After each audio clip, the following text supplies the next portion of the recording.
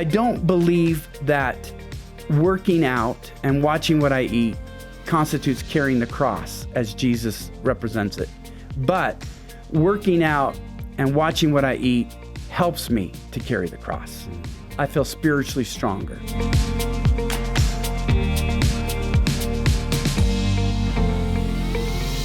It is interesting because we always think of God's core intentionality with us is about our spirit, our intellect. And, who wants to talk about the body, right? Does he really care about our bodies? Well, as Christians, we tend to live from the chin up. That's not my line. It's a classical writer. Okay, that's an ouch. So we got to think the right things, and then we focus on the heart. But Scripture talks about offering our bodies as an essential part of worship. Romans 12:1, offer your bodies as living sacrifices, holy and pleasing to God, which is your spiritual worship. So a part of our spiritual worship is offering our bodies to God. And what I love about this, Jim, is that as soon as I do that, as soon as any of the listeners do that, our bodies become not just holy, but pleasing to God. Yeah. They might not be pleasing to us. It might not be pleasing to the world. Nobody is going to put me on the cover of a magazine. But when my body is offered to God to serve him, it's immediately pleasing to him, and his opinion matters more than anyone else's. And this can be a catch-22 or a double-edged sword, whatever metaphor you want to use, because so often in the Christian community, we're uncomfortable saying that God's mindful of our bodies, that we're mindful or should be mindful of our body, because the culture puts so much emphasis on the external, what we look like. I mean, that is Hollywood's whole shtick. So how do we separate that worldly understanding of the body, airbrush, all that, versus a Christian or godly approach to the body? I think the best way to define it, Jim, is that we want to look at our bodies as instruments, not as ornaments. Wow, that's good. Our culture looks at the body as an ornament. Look at me. It's beautiful. I want to behold. But for Christians, it's offering our bodies to God as instruments. And you need to keep your instrument up if you're going to let God play the music through you. I was struck by a 19th century preacher named Robert Murray McCheyne. Some of the older listeners will remember him. He was quite famous for the day. He's from Scotland and had a 1,000-member church back when, they would have 60-member churches. And he just worked himself literally to death. And he died before he hit the age of 30. And here's what he said. God gave me a message to deliver and a horse to ride. Alas, I have killed the horse, and now I cannot deliver the message. And when you think about wanting to be engaged as parents, as grandparents, when we gain wisdom, if we don't take care of our bodies, we can't be as engaged. So if we really see this body as an instrument for God that doesn't belong to us, and Scripture is very clear, your body is not your own. You were bought with a price. Therefore, honor God with your bodies. When I really began to understand my body doesn't belong to me, which goes so against our culture. If we want to eat it, if we want to do with it whatever we want to do, isn't that what our culture says? If I want to do this with my body, who is to say I can't? Well, if Jesus is our king, Jesus can. I created your body for certain things. And that's true sexually within marriage and creating children. It's true how we feed our bodies. It's true what we look, what we do with our minds. And I think the lordship of Jesus should be the determining factor of how we treat our bodies, how active we are, and what we feed our bodies. So often when we get married, you're the expert in marriage, but we do marry opposites. Yes. I never thought about it in the context of how we eat. But in your case, it was true, right? You had your, what'd you say, your 9-year-old sugar habit? Which I haven't lost. You go into those classic candy stores. Never been there.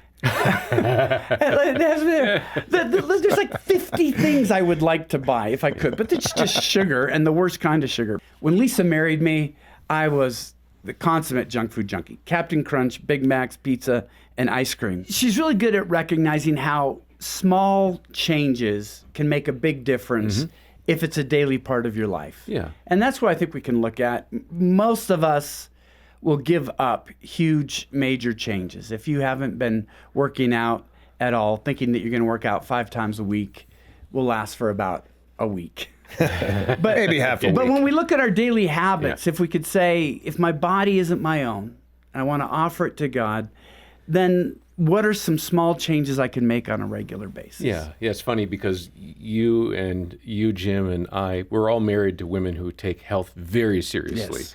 I've got a coworker who can polish off a pint of ice cream, just every day. If it's chocolate chip, Well, God there you have go. mercy. You must. Okay, I was talking about a colleague. I really wasn't trying to out you. Why keep pointing at You me? got to put it in a bowl. That's my advice. It's not me. Put So the carton how did back in God the deal freezer. with you with regard to that particular habit Yeah. that so many of us have? Well, I excused it. In fact, when my first book came out, I was all excited. I was speaking at a benefit dinner for a pro-life center, which I now know 30 years later, they're not there to hear you. They're not there to buy your book. They're there to support the center. If you do your job right, they won't have any money left over.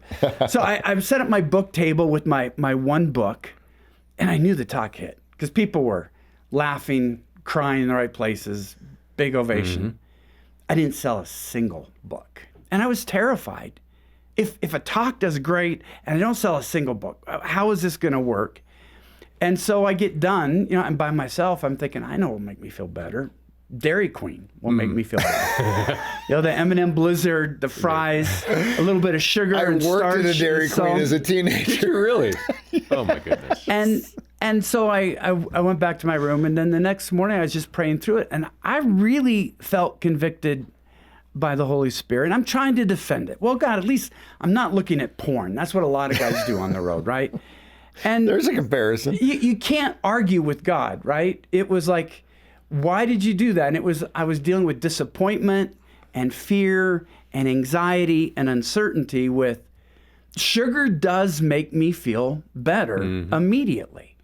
But the long-term consequences, I felt God saying, that's not going to go well for you if So- that's how you respond. There are healthier ways to respond to that stuff than caloric therapy. We're hitting different themes out of the book, and Gary, I wanted to ask about volleyball therapy. This is a mom named Karen, that you called her Karen in the book, who kind of that idea between the spiritual soul and the physical body, but hit the volleyball therapy. Yeah. Karen is a great friend. She's actually my agent's wife, and so I've known her through the years. They had two wonderful children. They decided to adopt a third. And this isn't why they adopted, but she said she's looking forward to having a child without gaining all the baby weight. And yet the stress of bringing a child from Ethiopia into their family and incorporating a third kid, she said she ended up gaining more weight with the adoption than she actually had with the two. And she found herself in this cycle where she would be with her three kids and she would eat their snacks, and they're just kind of sedentary. And it just sort of got worse and worse and worse. And these are her words, not mine. She said, "My world felt very small. I felt trapped in my own house. I took care of everyone, but felt invisible." And I think, let me just pause here. I think so many of the women listeners, we're so grateful to you, and we love this about you, that you are taking care of everyone. You might be taking care of your parents and your husband and your kids. And so you hear this, and I just want to say, what Karen found is there is a place where it's okay to take care of yourself. And that's what Karen found out. She said, "I knew I was loved, but as a young mother, you pour everything into your very needy young children. I wasn't taking care of myself." And Karen noticed that as she felt less and less physically fit, she felt less and less connected to God. There was a one-to-one correlation between her spiritual devotions and how she was feeling physically. And a lot of pastors or spiritual directors might talk to Karen and say, well, maybe you need to practice fasting or double down on your devotions, or a lot of spiritual solutions. And sometimes that might be helpful. But the change for Karen is she started playing volleyball again. She had been a college volleyball player, so she was accomplished. And it felt a little bit embarrassing because she wasn't in the same shape. Her skills were a little rustier. But after a few weeks, it started to come back. And then it gave her energy to, instead of sitting in front of the TV with her kids, she would go on walks with her kids. And then they had a stroller where she could do a few jogs. And then she would go for full-out runs. And everything began to change. She felt happier, more energetic as a mom.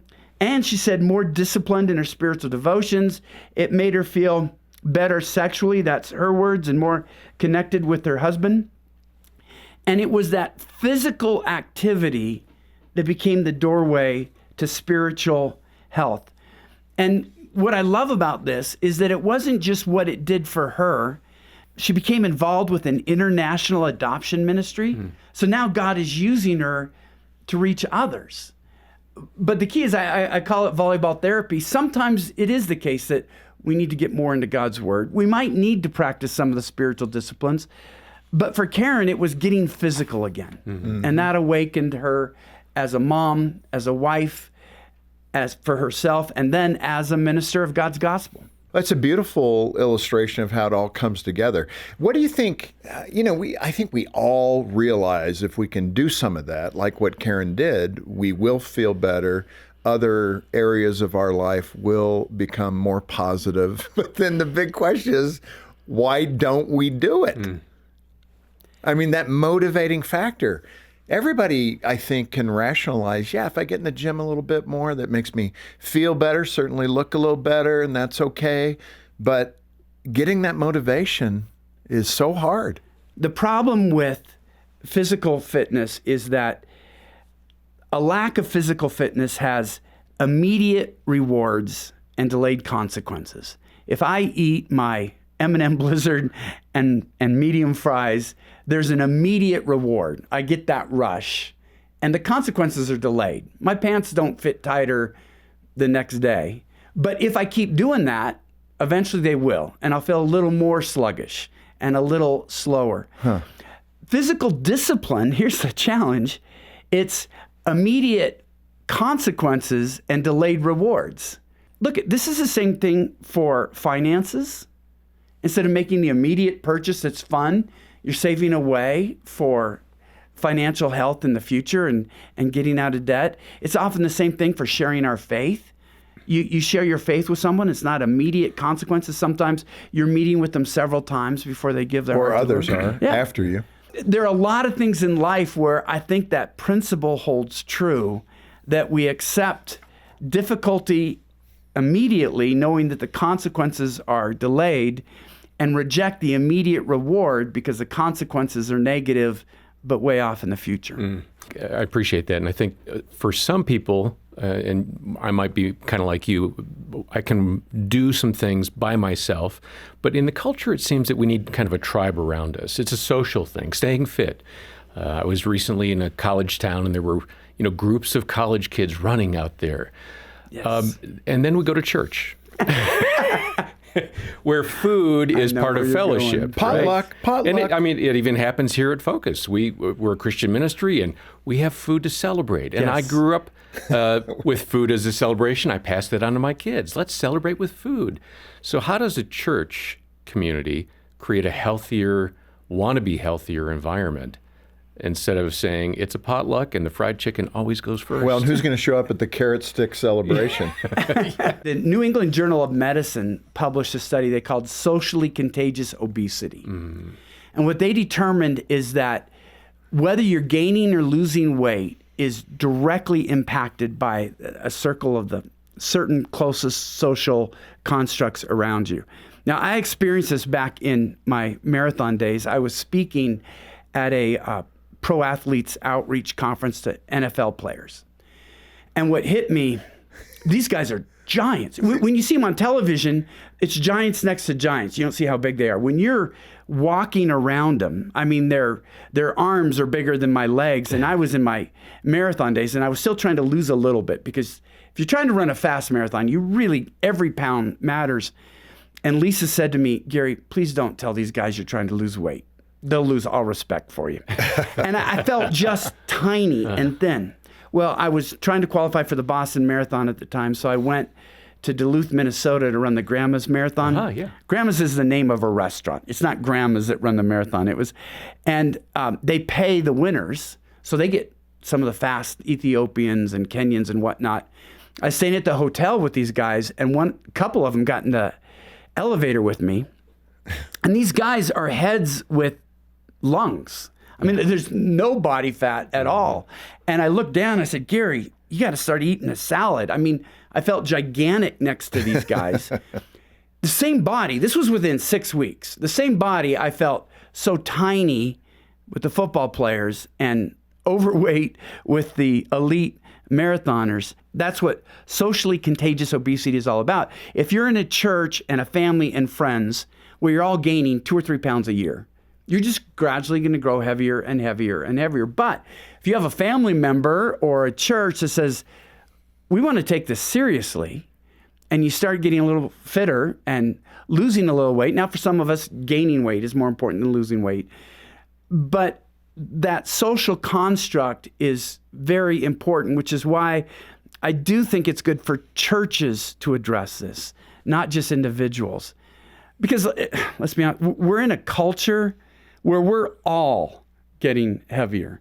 Statistics now show between 70 and 75% of us are obese or overweight. And some of that, it's not our fault. It's what we face. The whole force of our culture is going against that. And I think the third biggest thing I say as a pastor to our church members is that people are literally being preyed upon. I'm not anti-capitalist. I think it's the best form of government. I think it's lifted so many nations out of poverty.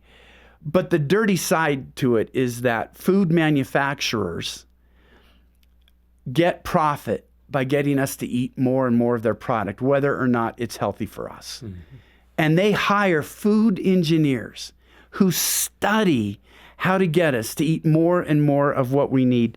And they've studied, how do we create this neurological hit that they put this in my mouth and I want more and more of it. And the famous potato chip commercial, I bet you can't eat just one, is an engineering success. That is true. They make it so that if you have one potato chip, you want two. If you want two, you want 2 bags until you're done. And so I don't want to come off as angry or shaming or guilting because it doesn't work.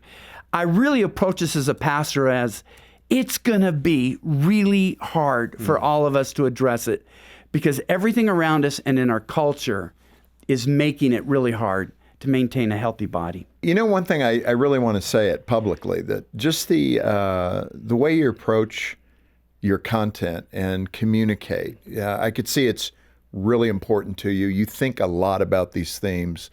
You're not haphazard. I tend to be a little more spontaneous, but you're that kind of person. You remind me of Jean, actually, my wife, because you drill down and you think deeply about something. And I just want to give you that observation and appreciation because I know you work hard at your communication on some of these themes. And we laugh about this one, you know, our body and should we be taking care of it? And as you get older, most of us say, it's okay. It gets me closer to God, actually. I get 1 foot in heaven this week. The more Big Macs I eat, the closer to God I become.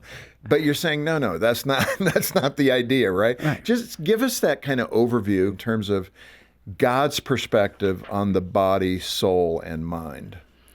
There's a passage from 2 Timothy 2, 20 through 21, where Paul writes to Timothy, if anyone cleanses himself from what is dishonorable, he will be a vessel for honorable use, set apart as holy, useful to the master of the house, ready for every good work. And for me, that is the goal of taking care of our bodies, being instruments instead of ornaments, that I want to be an instrument for special purpose. I want to be useful to the master and prepared to do any good work. Now, I know it's always growing. About how many people will hear this broadcast? Probably a couple million. Okay. So let's say 50% of them hear this and say, you know what? There are some small changes I can make. We talked about being realistic and not saying that you're going to completely change yourself, but making some small changes with what we eat and how active we are. And I hope we get into that a little bit more.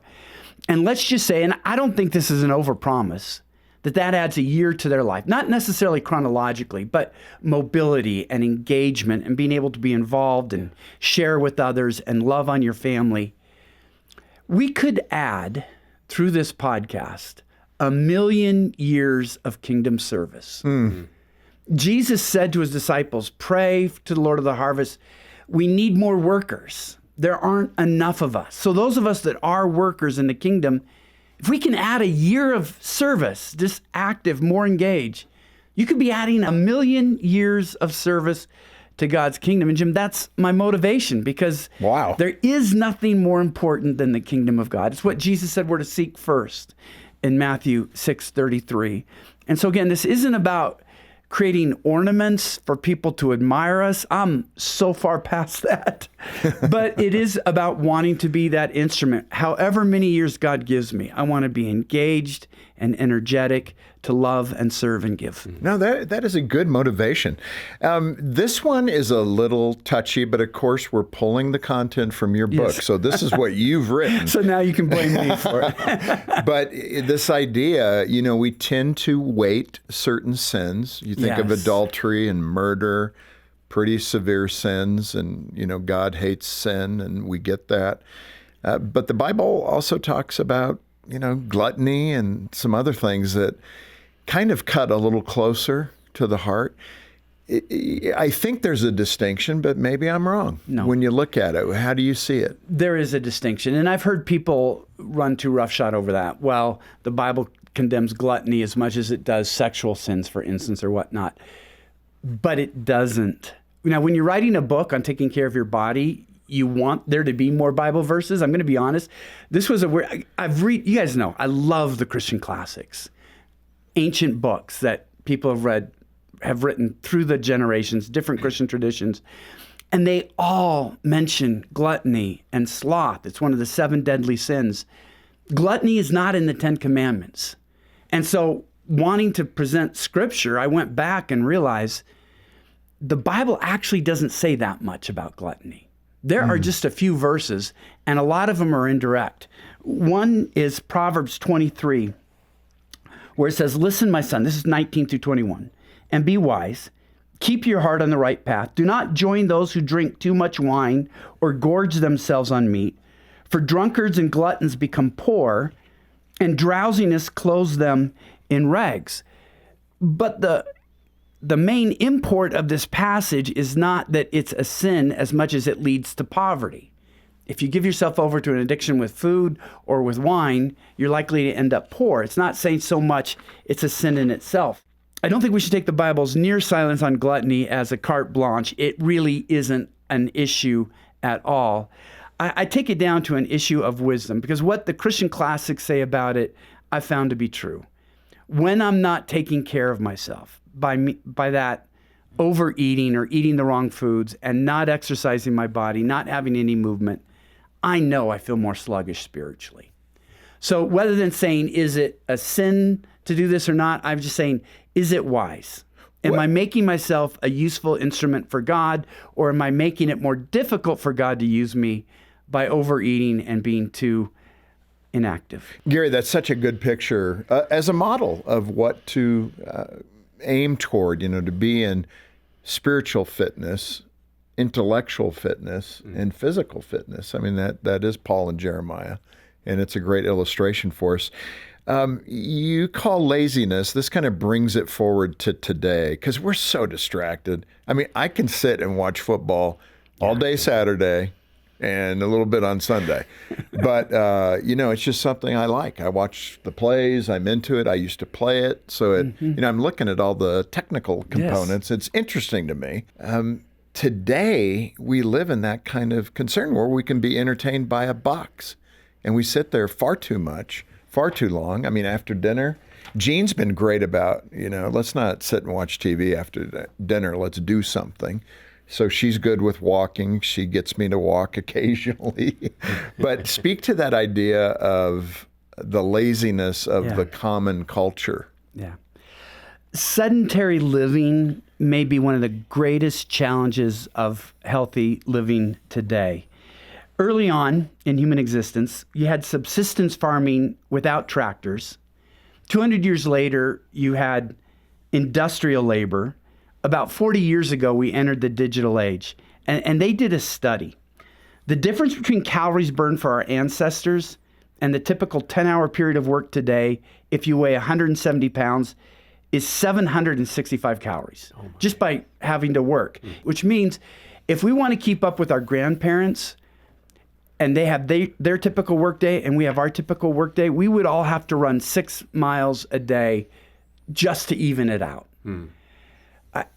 I've seen this with my dad and my mom. My mom is 89, in amazing shape, physically and mentally. My dad is 95. And you see the importance isn't just chronology, but mobility. Yeah. How active you will be. Dr. Mehmet Oz and Michael Roizen said this: your level of physical activity is the single most important predictor of whether you look old and decrepit by age 62 or 102. Humans are designed to be physically active. The project of staying young is not about avoiding disease. It's about avoiding frailty. Physical activity is underrated in terms of helping you stay vital and keep you from disintegrating.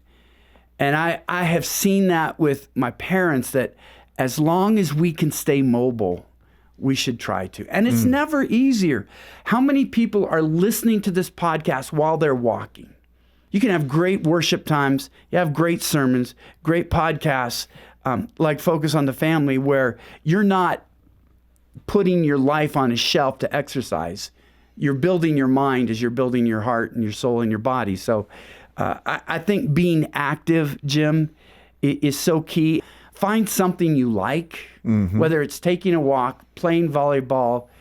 Something active. Something active. We need that disclaimer. That keeps you going. And we all have our challenges. You mentioned you like strength training. That's where I'm absolutely weakest. And everything I read says it's what's most important for me at that age. I like the cardio. I just don't enjoy the strength. So we all have these things where we have to do, okay, I've got to get past what I don't enjoy doing because I know it's good for me. But staying active is so key to remaining a good instrument for God's work. And Gary, what I love about you is you think up here at the 50,000 foot level, and then you make it very personal, very practical. And you observed that when we resist the temptation, say for instance, to overeat, that kind of helps us build up our resistance to other sins like lust or greed or even impatience. And I think you had a story about a Walmart parking lot that illustrated that. Yeah. We've just gone through Christmas. A lot of people have probably gone through Walmart. And it's the worst time of the year to go through a Walmart, right? Because you've got people just walking with their carts, and you've got traffic and getting out of the parking lot. And this one was just, and I just know before that there would have been this impatience and this frustration, literally resenting people I've never met because they're taking so long, or trying to get their kids along, or they're just walking slow or whatnot. And you feel like, my goal in a Walmart is get in and out. It's not the journey, which it shouldn't be that way, but that's often how I am. But I noticed how addressing physical fitness addresses many of those other issues. You mentioned patience and lust. This isn't new to me. I don't want to take credit. The early church father Chrysostom said this: the God of the belly overwhelms the whole body, sets self-constraint as a bound to it, as God sets the sand to the sea. Jerome, who was a contemporary of Chrysostom, said this: in the eating of meat and the drinking of wine and the fullness of stomach is the seedbed of lust. They saw a connection between bodily self-control and self-control of things like impatience, greed, lust, some of these other sins we focus on, that we're whole people. And if we're gradually becoming dull to God's Spirit and self-control every day by what we eat and how we don't move, we're becoming duller to every sin in our life. What they would say is this is sort of a gateway sin to other temptations that we're opening wide the door. And I found that to be true. I don't believe that working out and watching what I eat constitutes carrying the cross as Jesus represents it. But working out and watching what I eat helps me to carry the cross. I feel spiritually stronger to do that. Yeah. Gary, again, I think we miss it within the church community. I don't know many churches that have a time of worship set up with a bunch of bikes or something like that. Yeah. But I mean, in some ways, that's what you're saying. I mean, we should come in, learn the Word, and there should be some time during the week where the guys are getting together and doing some kind of workout, and the ladies can get together and do some kind of workout. What can churches do? You talk about this in the book. What can churches do to build up the body, figuratively and literally? One of the biggest impediments to getting somebody to visit your church is if they've never been there before. And if they will come on a Saturday morning for a group run and use the bathrooms, you've removed a huge psychological block for them to visit on Sunday morning. And I've found in running groups, it's the best way for me to talk to others. In one running group in Houston, there was a Jewish man there that loved to talk religion and theology and the Bible. And it was some of the best conversations we had because you're running for an hour or two and every week and you're encouraging each other. And so I think just recognizing that evangelism doesn't have to be synonymous with feeding. Yeah. Sometimes it can be synonymous with getting active. That's why I think there's a place for church legs, or I'll even say this for some guys that go out golfing or whatnot, where I know if you're in a cart, it's not so much exercise, but at least you're moving and recognizing that could just be a very valuable thing to do. You still walk a lot in golf, riding a cart. Let me tell you. Said the golfer. Said the golfer. Especially in the winter, I you end got to up stay nice on the and path. sore at the end of the day for some reason. I don't know why. Gary, I do, as we're narrowing in here the last few minutes, one of the things, it can be this overwhelming shame. I'm making this comparison, like a new believer that comes into the church and you say, turn to the book of John, let's read John 10:10, and they may be sitting next to you and they don't know where to go, and you help them. You say, oh, let me show you where that's at, But when it comes to this issue, let's say somebody who's severely overweight, we're not going, hey, let me help you with some ideas on how to go there, or to invite a relationship, a friendship, so you can actually engage that person for that goal. Is that wrong? Or I'm trying to make that comparison when you look at intellectual or spiritual development, and then how we treat this differently. And then how much shame comes in from people who can't control this area for whatever reason. I'm so glad you brought this up, Jim. Thank you for bringing this up, because we have to be so careful with this. I remember back, I've always loved 1970s music, and I think Karen Carpenter had one of the finest voices of She anyone did. who's ever sang. And it was one reviewer's comment that she looked a little heavy, that eventually launched her into, wasn't just a life-threatening, it took her life, of an eating disorder. Of all the places I've been in the world, I think one of the most amazing man-made things I've ever seen is Michelangelo's David. Everybody has seen pictures of the statue of David. When you see it at the Academy in Florence, where it is, and you walk up to it, it's just different. It is 17 feet high. It weighs 8.5 tons. And it's shocking. Michelangelo is just 26 years old. He saw this gigantic block of marble and said to himself, there's a masterpiece in there, which we would just see this block. And I want to say to everybody here that feels shame about their body, don't compare yourself to Michelangelo. None of us are Michelangelo. Compare yourself to that block of marble. We're just nothing until God gets a hold of us. And he's such a master craftsman. Romans 12:1, offer your bodies as living sacrifices, holy and pleasing to God, which is your spiritual worship. If you are 20 pounds underweight or 20 pounds overweight, if you offer your body to God today, you're walking, you're driving in the car as an act of worship, immediately that body is pleasing to God, and his opinion is the only one that matters. And there are a million things I love about being a Christian, but one of the things I particularly love is that our holiness and acceptance before God doesn't rest on the shape of our bodies, but on the acceptable sacrifice of Jesus' broken and bruised body. I love that. And I could be completely out of shape, and it goes by stages, but I'm saying, okay, God, today I want to honor you. Maybe I'm going to walk around the block. Maybe I might even go to McDonald's, but I won't have the Coke or the Diet Coke. I'll just have water. You make some small steps, but you're saying, God, I'm doing this for you. And slowly he brings us back. But our ultimate acceptance is based on Jesus' broken body, not on our body. We're not trying to become ornaments. We want to be instruments to serve God. And that begins by offering our bodies to God. Yeah, that is so good. Gary, right at the end here, you wrote in the book about a vision that God gave you. when it comes to this idea of persevering and being prepared for struggles, especially in that area of overcoming exhaustion and discouragement. Tie that together. What did God show you in that moment? It's really personal to me. And I don't think I've ever shared anything like this in any of the books I've written. I'm not a mystical kind of guy. I think prayer is one of my weaker points. I love to study.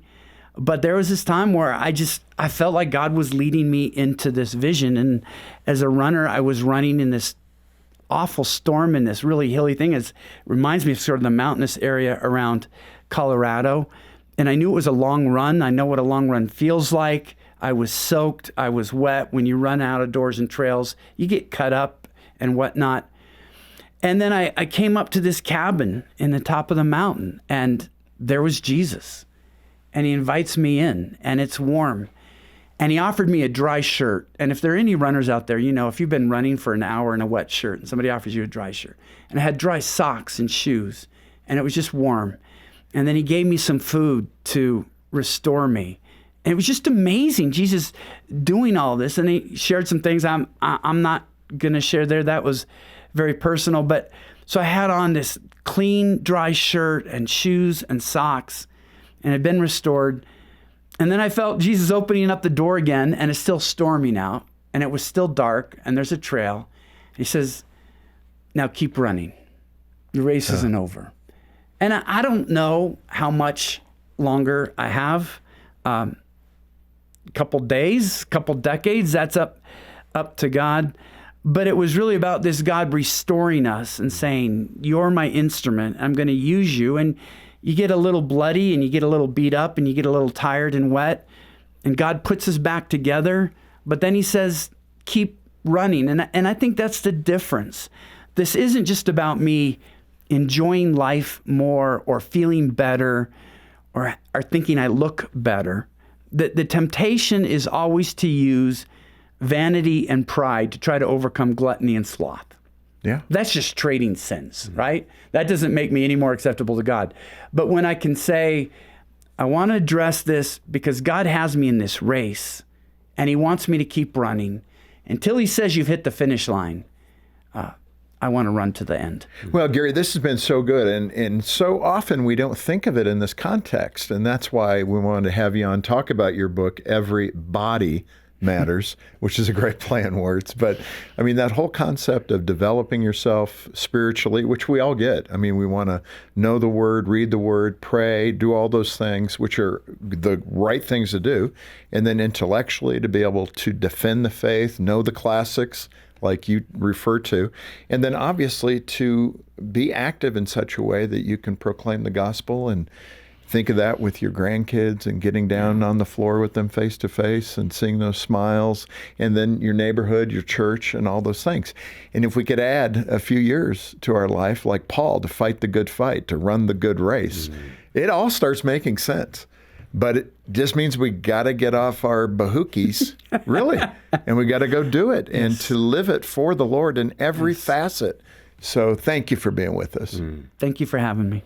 Well, we hope you've been inspired by what has been shared the past couple of days now with Gary Thomas, and that you'll get a copy of this book, Every Body Matters, Strengthening Your Body to Strengthen Your Soul. It's going to motivate you to get engaged in a little more activity and to take care of yourself, to do those very things that Jim and Gary have been talking about. Get a copy of the book from us here at the ministry when you make a donation of any amount. We're inviting you to partner with us as we reach out and help families. Over the last 12 months, thanks to the generosity of our donors, we were able to help nearly 1 million people grow stronger in their faith. And as Gary alluded to earlier, if half of our audience hearing this adds a year to their life, that's a lot of impact. So join us as we make Kingdom Impact with your generous financial gift today, and we'll send the book to you. You can donate when you call 800, the letter A in the word family, or we've got details for you in the program description below. And on behalf of the entire team, thanks for joining us today for Focus on the Family with Jim Daly. I'm John Fuller, inviting you back next time as we once again help you and your family thrive in Christ.